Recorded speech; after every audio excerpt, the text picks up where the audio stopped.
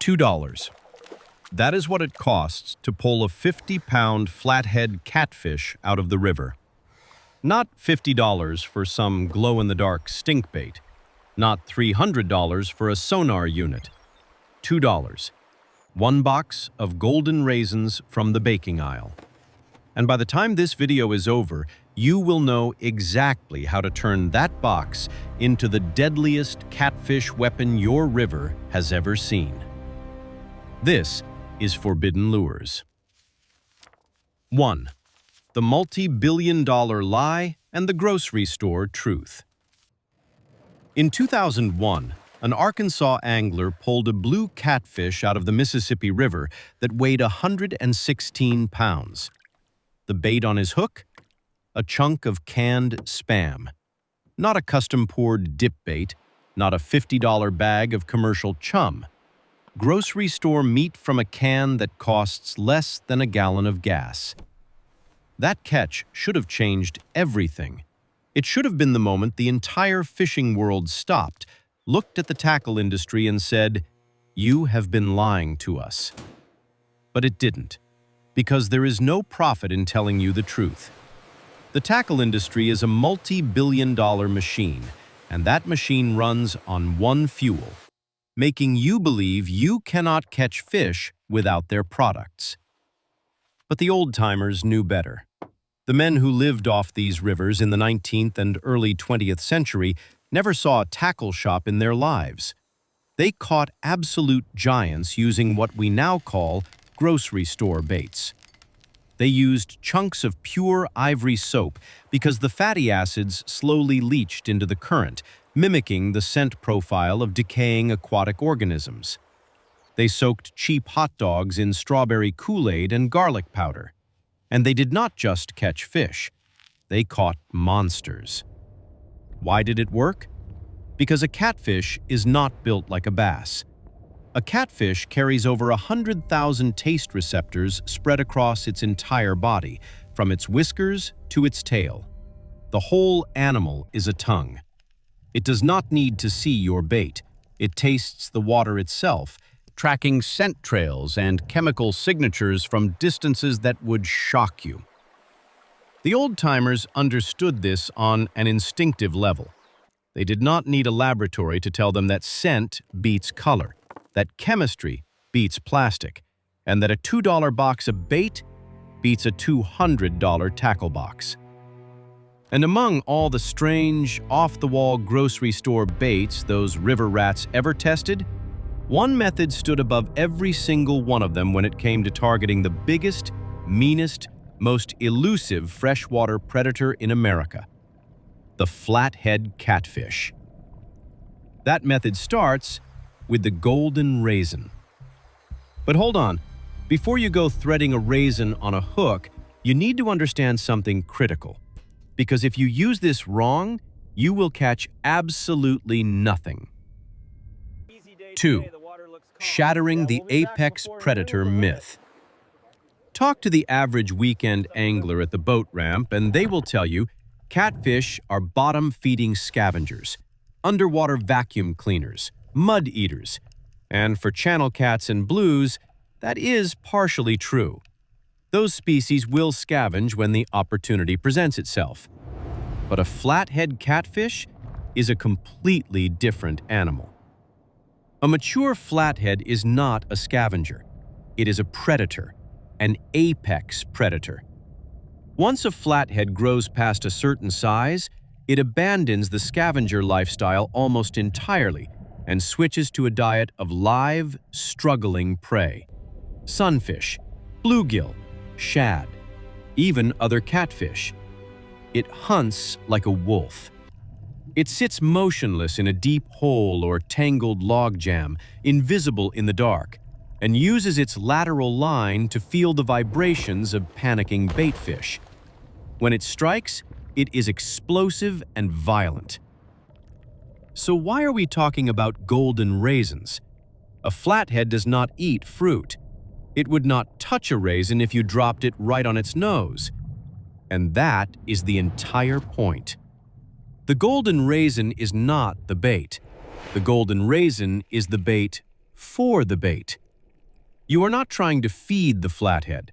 You are trying to hijack the entire food chain. You are engineering something called a trophic cascade, a chain reaction that starts at the bottom of the ecosystem and pulls the apex predators straight to your feet.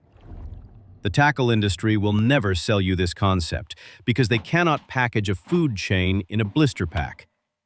But the old-timers who pioneered this trick, they understood it perfectly. And the science behind it starts with what happens when a golden raisin hits warm river water.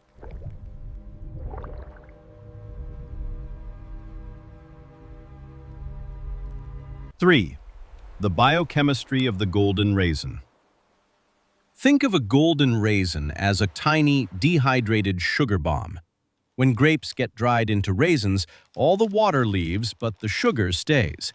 By the time that process is finished, nearly 70% of the raisin's weight is pure concentrated glucose and fructose.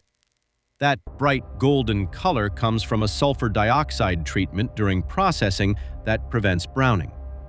What you are holding is a dense little pellet of compressed sweetness. Now drop that pellet into warm river water, especially in the summer when water temperatures climb above 70 degrees and something violent happens. The raisin starts swelling. It sucks up water, its cellular structure expands, and all that concentrated sugar begins bleeding out into the surrounding water. You have just cracked open a sugar grenade. But here is where it gets interesting. The river is not a sterile environment. It is crawling with wild yeast and bacteria. The moment those microbes detect that sugar plume, they attack it. And because the raisin is sitting underwater with very little oxygen, the microbes cannot burn the sugar the normal way. Instead, they ferment it. Same process that turns grape juice into wine. Same chemistry that makes beer. Anaerobic fermentation. The byproducts of that fermentation are what make this trick devastating. The microbes convert the sugar into ethanol and carbon dioxide. The ethanol acts like a solvent, grabbing those sweet, sour scent molecules and carrying them through the water column over enormous distances. The carbon dioxide creates tiny bubbles, a faint fizzing vibration that adds an acoustic signal to your scent trail. And on top of all that, the raisin itself stays bright golden yellow, practically glowing against the dark river bottom like a neon sign in a back alley. So what you have created is not just bait, it is a multi-sensory beacon. Scent, sound, sight, all radiating outward from one spot. And every forage fish in the area is about to come running. But what happens next is the part the tackle companies really do not want you to understand. 4. The Trophic Ripple Effect, engineering an ambush. When that fermented sugar plume drifts downstream, it rings the dinner bell for every small fish in the neighborhood. Bluegill, sunfish, minnows, small channel cats. These fish are hardwired to chase nutrient-rich organic compounds, and this fermented sugar cocktail is irresistible to them. They converge on the raisin pile by the dozens, darting and slashing and fighting each other for every swollen piece. Now pay attention, because this is the moment the whole system flips. A swarm of panicking, competing baitfish packed into one tight spot creates a massive amount of underwater noise, splashing, darting, low-frequency vibrations rippling through the water column. That commotion is a dinner bell of a very different kind, because somewhere in a deep hole downstream, behind a log jam or underneath a cut bank, a 50-pound flathead catfish just felt every single one of those vibrations through its lateral line. To that flathead, this is not a handful of raisins. This is a buffet of distracted, easy prey. The baitfish are so focused on the food that they have completely dropped their guard. The flathead moves in, slow, silent, and then it strikes. But you are not just watching this happen. You are the one who engineered it. And here is where the old-timer genius comes full circle.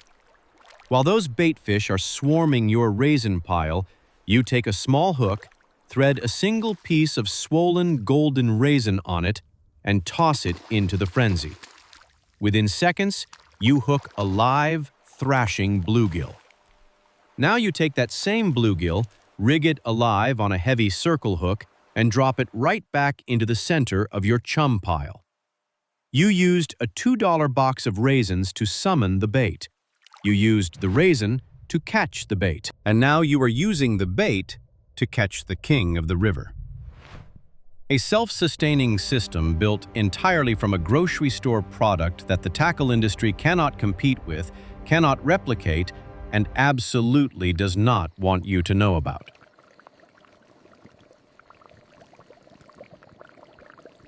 Five, the 48-hour brew, the forbidden recipe. You cannot just dump dry raisins straight out of the box and expect results. The old-timers had a specific process for souring their bait to achieve maximum scent output, and if you skip it, you are leaving 90% of the effectiveness on the table. You need to start the fermentation before you ever leave the house. Here is the protocol. Grab a clean 5-gallon plastic bucket. Fill it about 1/4 to 1/3 of the way with golden raisins. Cover them with warm water, leaving a few inches of water above the fruit because those raisins are going to soak up a lot of liquid and expand significantly. Now you need to jumpstart the fermentation. The old-timers would pour in half a can of cheap beer or stir in a few tablespoons of raw sugar. This gives the yeast an immediate blast of fuel to start cranking out ethanol. And here is the part that separates the veterans from the guys who have to explain a mess to their wives. When you put the lid on that bucket, do not seal it tight. Fermentation produces a massive volume of carbon dioxide gas. If you snap that lid down airtight, pressure builds, and that bucket will eventually blow its top. Fermented raisin mash on the ceiling of your garage is not something you want to deal with. Leave the lid cracked, or cut a small slit in the top so the gas can vent while keeping bugs out. Set the bucket in a warm, sunny spot and wait 48 hours. You will know it is ready when the raisins are fat and swollen, the water has gone cloudy, and the whole mixture is actively fizzing and bubbling. The smell will hit you before you even pull the lid off. Strong, yeasty, sour. That smell is exactly what draws fish from hundreds of yards away. One critical warning. Do not let this mixture sit longer than a week. Past that point, the raisins turn gray, break apart into mush, and the chemistry shifts from sweet fermentation into outright decay. Potting organic matter does not attract fish, it repels them. You want the golden window, 48 hours of sweet, sour, active fermentation. That is your kill zone. 6. Tactical deployment on the water. You have your bucket of bubbling fermented golden raisins. You are at the river. Here is exactly how you deploy this. Step 1. Find the right spot. Flatheads live in heavy cover, deep holes, submerged log jams, sharp drop-offs, the concrete pilings of old bridges. Those are your target zones. Step 2. Read the current. Do not throw your chum into the main channel. The current will scatter your raisins before the baitfish ever find them. Instead, look for slack water, an eddy behind a fallen tree, the calm pocket on the inside of a current break. That is where your scent corridor will pool and concentrate. Step 3. Deploy. Grab a dog food scoop because trust me, you do not want this smell on your hands for the next 3 days. Scatter a few scoops of the fermented raisins upstream of your target zone, throwing them in a wide arc to spread the attraction and keep the baitfish actively moving and searching. If the current is a little stronger than you would like, load the raisins into a weighted mesh bag and sink it to the bottom. Step 4. Time it right. The best window for this tactic is summer nights. After dark, flatheads leave their deep water lairs and cruise up into the shallows to hunt. Set your rigs at varying depths. One line shallow, 3 to 5 feet near the bank, another suspended deeper off a drop-off. Step 5. Execute the chain. When baitfish arrive and you see the surface dimpling with activity, catch a live bluegill on a small hook baited with a swollen raisin. Rig that bluegill alive on a 5/0 to 7/0 circle hook. Drop it back into the center of your chum zone, suspending it just inches above the bottom so its panicked vibrations ring out clean through the water. With a circle hook, you do not need to set the hook. When that flathead inhales your bait and turns to swim away, the steady pressure rotates the hook right into the corner of its jaw. Now you sit. You listen to the river. And when that rod tip suddenly buries itself into the water and the drag starts screaming across the darkness, you will know. The apex predator answered the call, and you built the entire trap for $2.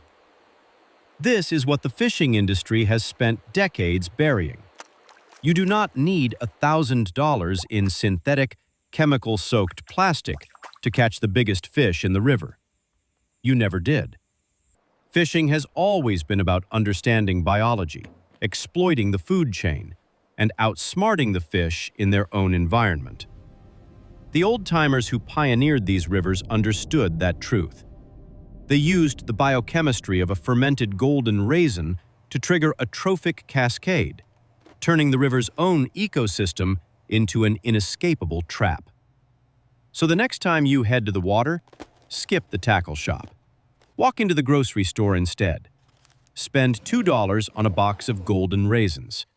Brew up a batch of sour mash. And get ready to go to war with a river monster.